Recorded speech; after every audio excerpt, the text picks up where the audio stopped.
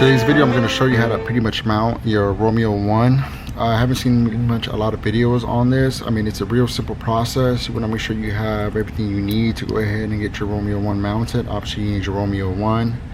I already installed the battery, so it is up and running. It is working. I don't know if you guys can see that, but see, there it is. It is working. Trying to get the angle. There you go.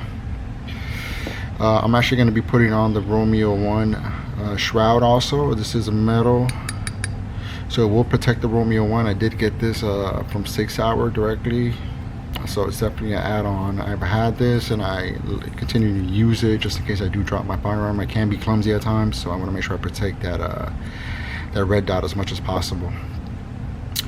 And in order for you to complete this job, you're actually going to need one of these right here. It's a 3/32. It's a little bit. It's pretty much like a hex screw, pretty much. So I do have one of these.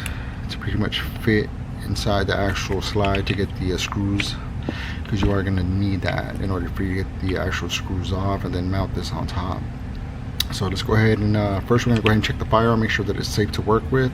You always want to physically and visually check the firearm before I'm working with it. So I'm going to go ahead and double check it, make sure there is no bullet in the actual chamber and there is no magazine, as you can see.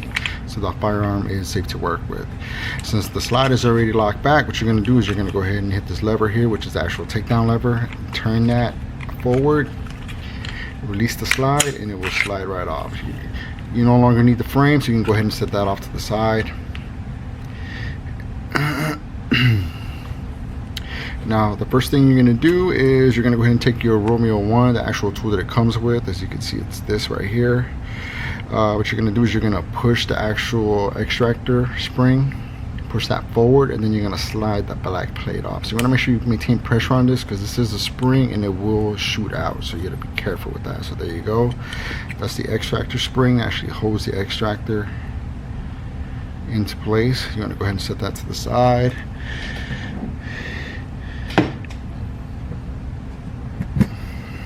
Go ahead and put your plate there. I actually have a little magnetized plate to hold your screws. As you can see, I already have my screws there. Since I am using the shroud, this does require longer screws, which comes with it.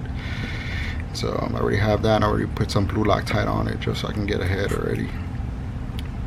Now next you're going to remove the actual firing pin. There it goes. That's the actual firing pin. Put that to the side. And now you're going to need to, here's the extractor. It's about to slide out also. But right before that, I was actually going to show you inside the actual slide. I don't know if you can see in there, but inside there, that's the two holes. That's the actual screws you're going to go ahead and remove, which you're going to use your 3/32 here. Go ahead and get it in there. This one is magnetized also, so it will catch it.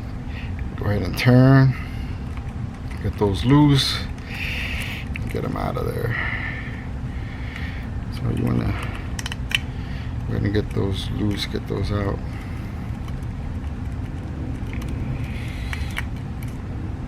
Let's see, it's magnetized. It makes the job a lot easier. I'll do the other one. It's real fast, real simple.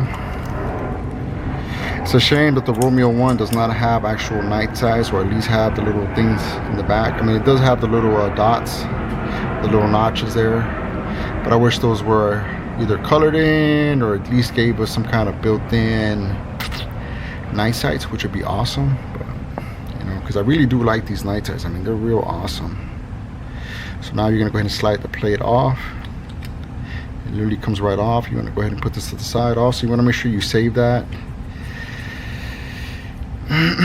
Now the gun is a little dirty, because I mean, I do shoot it, I do use it. It is my everyday carry. So now what you're going to do is you're going to go ahead and take Romeo 1, insert it inside the shroud, just like that. And then you're going to slide it into place. There you go. There it is. Real easy. Now you're going to go ahead and take your longer screws here, which have the blue Loctite on it. Drop them in there. Where's my other one at? Here it is. Drop that one. Alright, there you go. I do have a torque wrench here. It is specified to 28 pounds of torque. That's what SIG recommends, so it does not come loose. Apparently this red dot needs to be locked down a lot tighter compared to the RMR. That's per the specifications. I had an issue with one of them where it stopped working. They never actually gave me a reason why it stopped working or what happened. But I'm guessing maybe they figured that maybe the installation was maybe user error. So I already went ahead and set that to 28 pounds. Go ahead and turn. There you go, it's 28. Do the other one out. There you go. It is mounted now. So there you go. That's your Romeo 1 mounted with the actual shroud. So now it's a piece of metal there protected. So now you're gonna go ahead and do the same thing and just go ahead and put everything back. You're gonna put your extractor back in.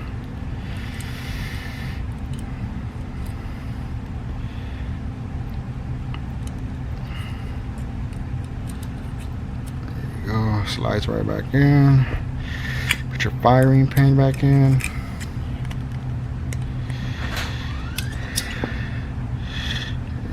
Put your extractor spring back in there.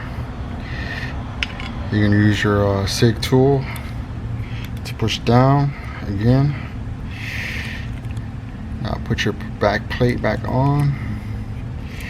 So you want to make sure you keep pushing down.